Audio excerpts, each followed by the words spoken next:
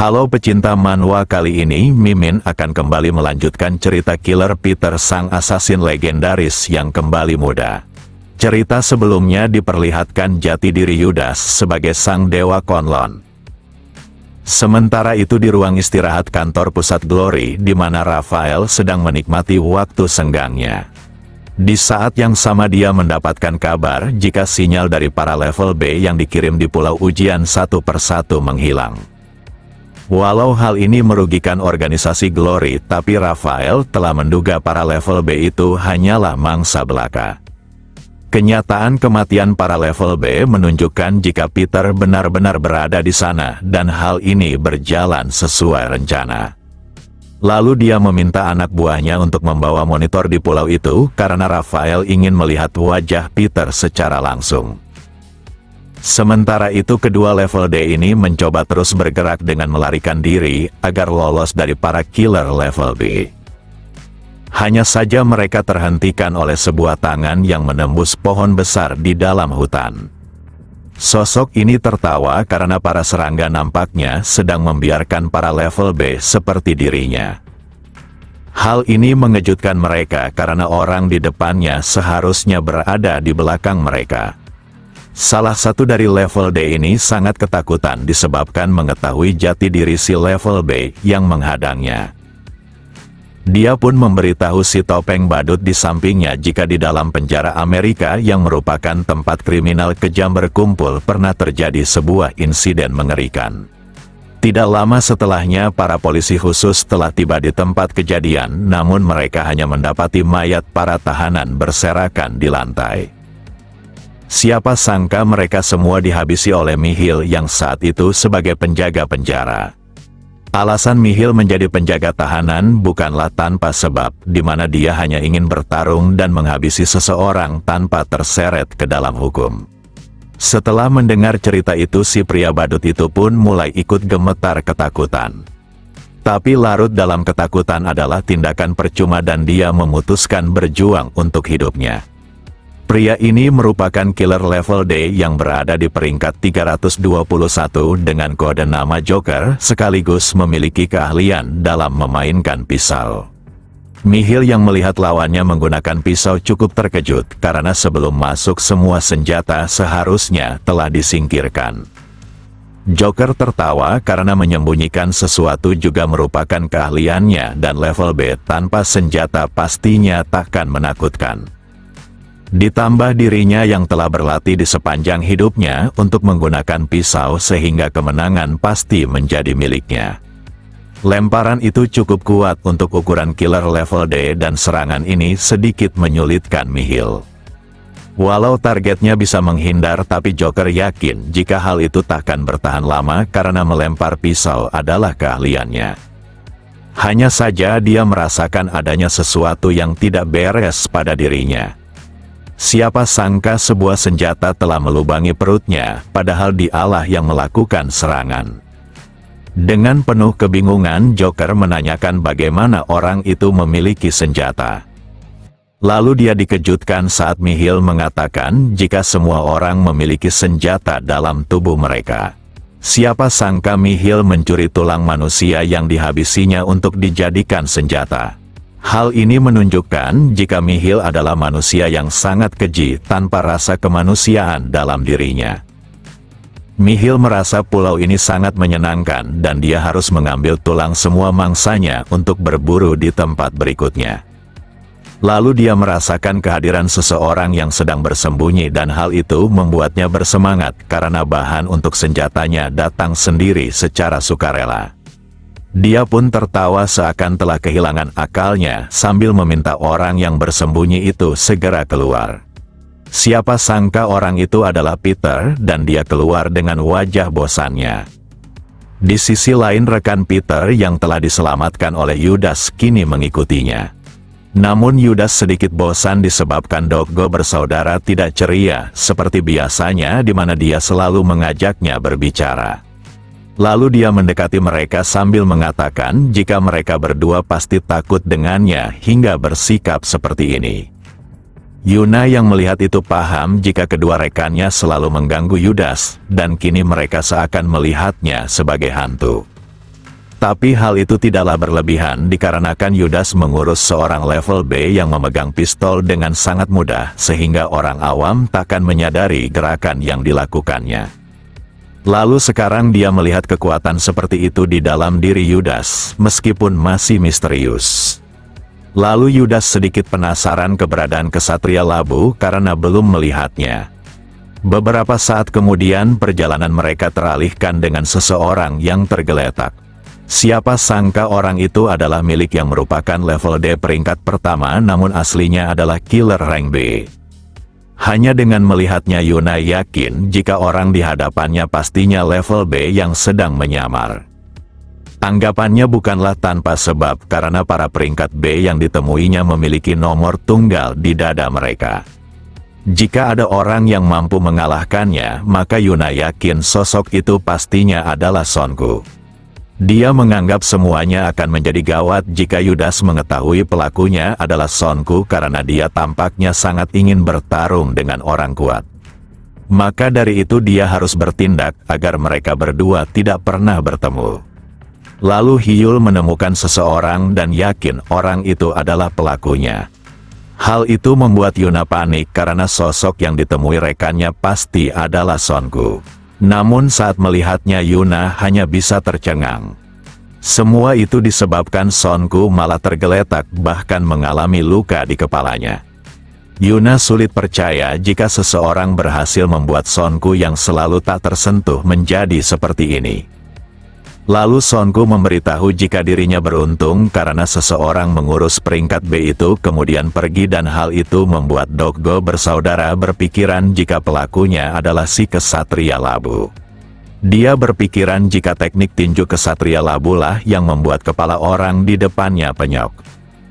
Di sisi lain Yuna sangat mengkhawatirkan Sonku yang mengalami luka. Sementara itu Yudas sulit mempercayai jika pelakunya adalah si kesatria labu dikarenakan tinju yang dilihatnya tidak memiliki kekuatan tinju sedahsyat ini. Lalu Yudas meminta semua orang untuk memperhatikan 4 jejak yang ada di tempat ini. Di mana terdapat daun-daun dan jejak kaki yang berada di tanah. Lalu jejak berikutnya adalah pergelangan kaki yang hancur seakan terkena sesuatu. Kemudian terdapat jejak kaki di pepohonan. Lalu yang terakhir adalah kepala yang hancur. Saat meminta pendapat Dokgo bersaudara mereka malah tampak panik dan tak mengetahui apapun. Tingkah itu membuat Yudas tertawa dan dia akan menjelaskannya situasinya berdasarkan pengamatannya. Di mana si peringkat 1 berlari ke arah targetnya untuk menghabisinya dan berdasarkan jejak di tanah maka orang itu meremehkan lawannya. Sementara itu orang yang menjadi target menunggu kedatangan si peringkat 1 dan saat berada di depannya maka dia menginjakkan kakinya dengan cukup kuat. Lalu dia pun melayangkan tendangannya hingga mengincar pergelangan kaki si peringkat 1. Hal itulah yang membuat tanda ini. Tendangan si pelaku itu pun sangat kuat seakan dia sudah mengasah kekuatan kakinya hingga ke titik maksimal. Setelah menendang targetnya maka dia segera melompat ke arah pohon agar bisa menyerang di udara. Kemudian dia datang dari atas sembari melayangkan tinjunya hingga membuat kepala si peringkat 1 seperti yang terlihat. Jadi Yudas sangat percaya diri jika pelakunya tidaklah menggunakan teknik tinju, melainkan seni membunuh dengan hanya ingin menghancurkan lawannya. Setelah mengamati korbannya, maka Yudas ragu jika pelakunya adalah si kesatria labu. Hal ini menunjukkan jika di dalam pulau ini terdapat sosok misterius yang bertentangan dengan para killer peringkat B. Kemudian Yudas menanyakan apakah pelakunya benar-benar adalah si kesatria labu dan kenapa Sonku harus mengatakan hal itu. Yudas bahkan tak segan menganggap jika Sonku sedang bersembunyi di belakang levelnya sebagai killer rank D. Peter hanya terdiam untuk sesaat dan nampaknya jati dirinya akan terbongkar. Namun tiba-tiba saja mereka semua mendengar teriakan dari arah yang sama dengan jumlah yang cukup banyak. Dokgo bersaudara pun segera bergegas untuk memastikannya. Saat sampai mereka tercengang akan situasi yang dilihatnya. Siapa sangka para peringkat D yang memiliki nomor rendah sedang menghabisi beberapa orang. Yuna baru pertama kali melihat orang-orang itu dan aura mereka sangat berbeda menunjukkan jika semuanya adalah rank B yang menyamar. Dokgo bersaudara pun terkepung dan dia mempertanyakan kenapa semua orang bertindak seperti ini. Orang-orang itu menegaskan jika mereka muak berada di dalam pulau ini dan agar bisa keluar maka mereka harus menghabisi semua level D. Yuna merasa situasinya sudah tak terkendali tapi dia juga tak melihat keberadaan Sonku. Lalu sang kesatria labu tiba karena dia juga ingin bergabung dalam pesta ini. Baginya hanya inilah cara untuk melawan 20 rank B tanpa ketahuan oleh Rafael yaitu menjadi si kesatria labu. Tetapi meskipun dia menang mengalahkan mereka, tapi hal ini akan menjadi perhatian Rafael. Para rank B telah mendengar jika si kesatria labu itu telah menjatuhkan salah satu rank B karena keberuntungannya. Tapi siapa sangka dia sangat angkuh dengan berani menantang 20 killer rank B. Sementara itu si kesatria labu terus memikirkan cara agar dirinya tidak terlalu mencolok dalam pertarungan ini. Lalu Yudas berdiri di sampingnya sambil mengatakan jika dia akan bertarung bersamanya. Hal ini tentu saja mengejutkan Sonku karena Yudas seharusnya berasal dari organisasi Glory yang menargetkan Peter. Lalu Yudas meminta agar si kesatria labu tidak menunjukkan raut wajah kebingungannya dan jangan segan menanyakan sesuatu padanya. Sebagai rekan maka Yudas akan memberitahu jika dia membantu karena hal ini sangatlah menyenangkan. Namun Dokgo bersaudara merasa jika mereka semua akan mati karena melawan 20 level B adalah sesuatu yang mustahil. Yuna juga membenarkan hal itu dan tidak ada cara untuk melarikan diri. Walau kemampuan Yudas sangat mengejutkan tapi ini bukanlah pertarungan 1 lawan 1. Ditambah Sonku yang tidak bisa menunjukkan kekuatan sebenarnya disebabkan kamera pengawas yang terus memperhatikannya. Jadi pertarungan ini pantas disebut sebagai pertempuran Yudas melawan 20 level B dan memenangkannya sangatlah mustahil. Pria ini tertawa kenapa para level D sangat percaya diri dengan kemampuannya bahkan tanpa memperhatikan lantai pertarungan. Tempat ini adalah lantai berpasir, sehingga mereka berdua makin tak diuntungkan. Dokgo bersaudara sedikit kesal, karena mereka juga bisa melihat tanah berpasir itu, tapi apa yang menarik dari hal itu? Berbanding terbalik dengan Peter yang menganggap tanah berpasir ini adalah sebuah hal yang sangat merugikan. Jika di tempat normal maka manusia akan mampu mengeluarkan pergerakan terbaiknya, tapi di atas pasir mereka hanya bisa menggunakan 50% kemampuan atletik tubuhnya. Semua itu disebabkan saat menginjak pasir yang lembut, maka tekanan itu akan diserap oleh pasir tersebut. Yudas juga membenarkan jika pasir ini akan sangat menghambatnya ditambah dengan para musuh yang sudah menyiapkan pistolnya. Tapi hal itu tidaklah membuatnya takut, melainkan makin bersemangat.